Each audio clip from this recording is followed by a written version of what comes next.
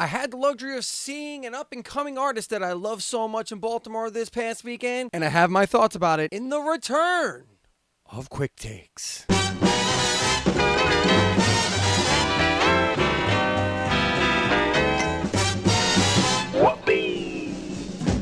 So when I first started... Here stands Chris, beloved host of Red Beard videos and an incredibly knowledgeable music and sports fanatic. Thank you. Chris has a problem, though. He talks too damn much. When he started this channel, he wanted to do short rants about things that he would find interesting from the world of all things entertaining. It was called Qvick Takes, and quick it was not. In fact, 14, 16, 22 minutes? I have a lot to say. Now, from the very beginning, Chris started all this... Fuck! Now he's got me doing it. Is this shit contagious? Here's 5 minutes on the clock. Talk and keep it brief. 5 minutes. Okay, here we go. Starting... now, okay, so I got to travel down to Baltimore this past weekend to see the great QVEEN HERBY at Rams Head Live. A very cool new venue to me anyway. So I know you're asking yourself, who is this QVEEN HERBY? I'm so glad you asked. Funny story, I'm the queen to start the revolution. Said I could ruin up my feeling back the wounds, yeah. So getting glitchy, I put on my pointy shoes. Drowning all my mirrors in the illusion. A student of the Berklee College of Music, the very same school that Dream Theater attended, Amy Renee Heidman Noonan first gained notoriety in a little pop duo called Carmen with her husband Nick Noonan, where they found some very big success with the song Broken Hearted, cracking the top 20 on the Billboard chart back in 2012. Felt the Jones in my bones and you were touching me. Didn't wanna take it slow. And Hello becoming a dance staple of sorts, hitting #1 on the same dance charts. But in 2017, Carmen seemed to disappear and the Queen emerged, with all of Carmen's social media sites being rebranded and the proclamation of Carmen is dead, long live the Queen. Thus, this wonderful solo career was launched. Because my team is rolling in like a bevy of invaders. We never turn down because I never use a fader. And I keep it on 100 so my booty got no stuff. And if you disappointed me, you do a fair amount of cussing. It's magic when I'm cutting and putting it out of nothing. Something Gucci on my boots so they see me when I'm coming. Now I am planning a full-on fandom files on QVEEN HERBY, so I won't delve too much further into the origins of the Queen. But I wanted to touch on who she was before I launched into why I'm so thrilled to be not only a fan of this artist, but I am completely in love with her ascension right now. I don't know how far up the ladder this ascension goes when it's all said and done, but let me just say that this is the artist that we desperately need here in 2024. Taylor Swift, Beyonce, even Billie Eilish,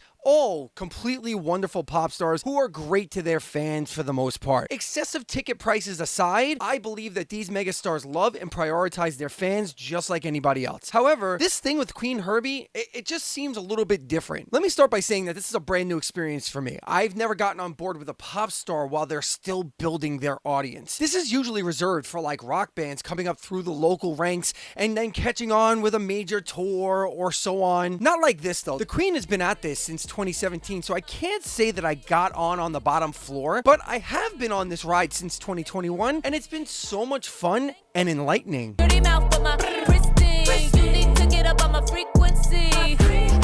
Make you believe. Wait, bitch, I'm in my bag. You don't give me green lights, it's a red flag. See, it's fun because her music, which is a mix of hip-hop, R&B, and pop, with very smart and biting lyrics that touch upon sexuality, relationships, self-care, and just being the most focused and best version of yourself that can possibly happen. And there is not one single ounce of negativity to be found, unless, of course, you're just a straight hater. But even with that, her lyrics discuss how to shake that shit off and not focus on the haters, but rather focus on yourself. I went bullshit free for weeks and snatched my physique and put the color back on my cheeks. I found peace, now my influence is catastrophic. The beat break down soon as I get on it.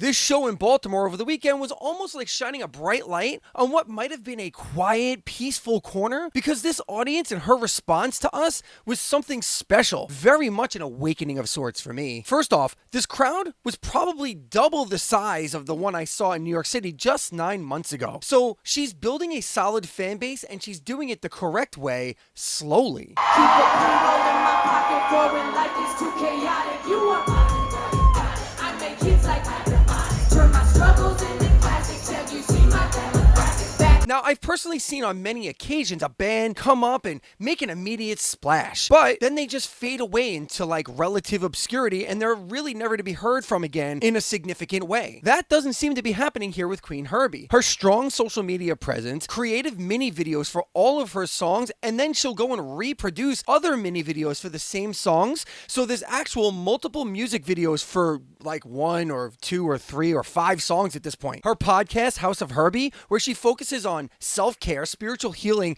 and grounding oneself in positive thoughts. She is simultaneously an actual queen while being completely relatable to her fan base. Really, to me, what this is honesty, it's vulnerability, and it's awakening.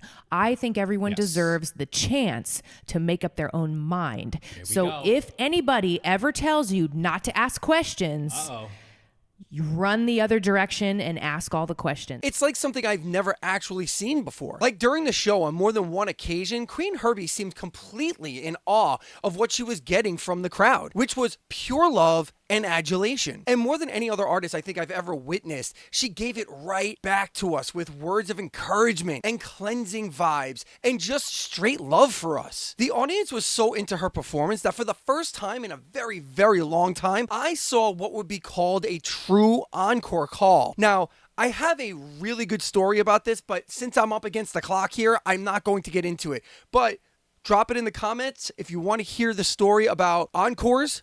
Drop it in the comments. Now we can just start the clock back up here. And I will say that, in short, for 5 consecutive minutes of like the loudest cheering 1,200 people can probably make, that was the encore call. And it was fucking wild. Now, I know it's cynical. People are going to say this all could be just a function of someone trying to do all that they can to make their mark on an industry that regularly chews up and spits out pop stars like they're just one M&M in a bag of a million M&Ms, and she's desperately trying to be the golden one that everyone pays attention to. But I definitely do not get that feeling from her at all. She seems completely unscarred and unfazed by this music industry that tends to beat artists down. Give me all the tingle. Tell my witches what's making them weak. Told us that we would never be free. They've been singing the melody wrong. They be in a whole different key. I can say that I've never been in her presence, nor have I ever spoken to her. So I have like nothing to go on except for what I hear and see. And what I hear and see is a ton of positivity. All of her fans adore her every single move. And she just churns out uplifting messages all damn day and night. Put that shit behind me. Yeah, yeah. Keep my diamonds blinding. Yeah, yeah. Gotta keep it suave, like I'm Sade in the 90s. A quick note on her fans. They're simply wonderful. Never in my life have I ever simultaneously felt like I should feel completely out of place personally, and yet so welcomed at the same time. Because let's face it, I'm your pretty typical looking cis white man approaching the age of 50, and her audience tends to lean, well, significantly younger, and let's just be straight here, gay male, or just woman in general. So to say that I'm outnumbered demographically at this show would be a completely accurate statement. I never really fully felt out of place. So honestly, at the end of this all, I don't know how far this goes, but I'm going to do what I can to help push this freight train of positivity and great music right along and hope for an eventual stop at the top of that mountain. Whatever it looks like. Ta-da! And that's my quick take on the great Queen Herbie. I will be doing a Phantom Files on her very soon. If you're interested in checking her out, she's all over TikTok. She's all over all the social media places. Please be sure to check out her music. She's got like a gazillion albums, EPs and full albums. She's got like 3 or 4 full albums, like 9 to 15 EPs with like 4 or 5 songs each. She's got a ton of material.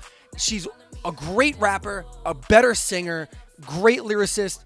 Please check out Queen Herbie. And until next time, thank you so much for being here with me on Qvick Takes, as I so much enjoy being here with you. And we'll catch up with you soon. Bye.